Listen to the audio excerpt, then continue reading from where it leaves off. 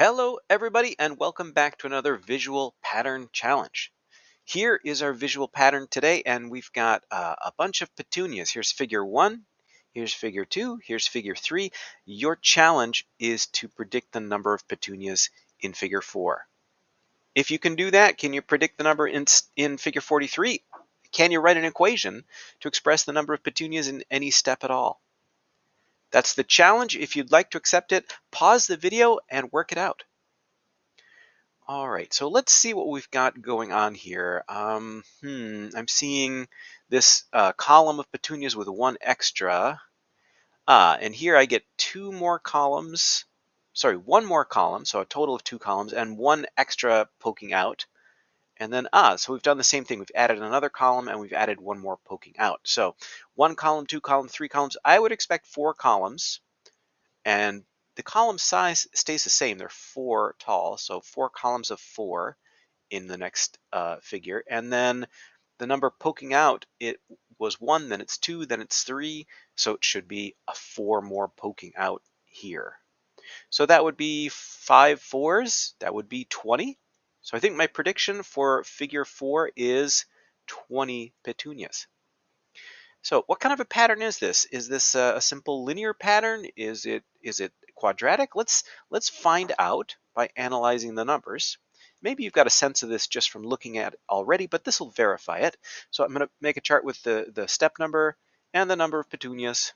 So in step 1, we've got 5.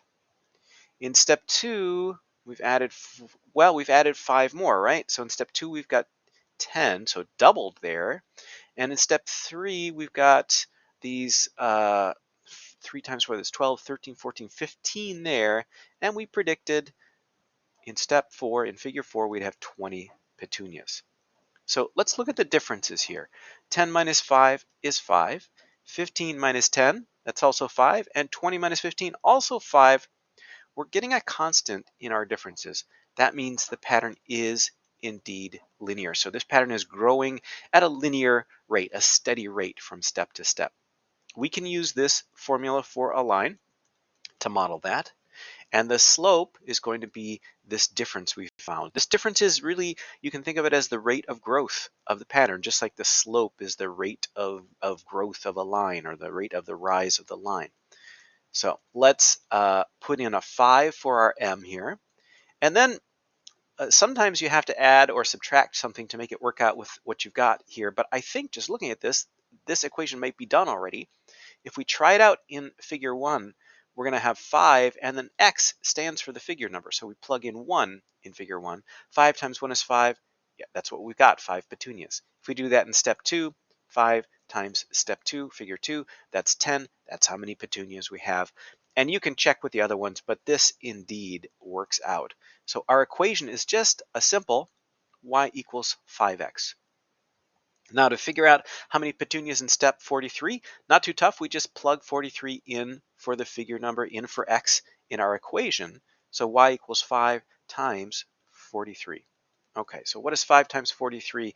Well, 5 times 40 would be 200, and 5 times 3 would be 15. So that should be 215 petunias in figure number 43.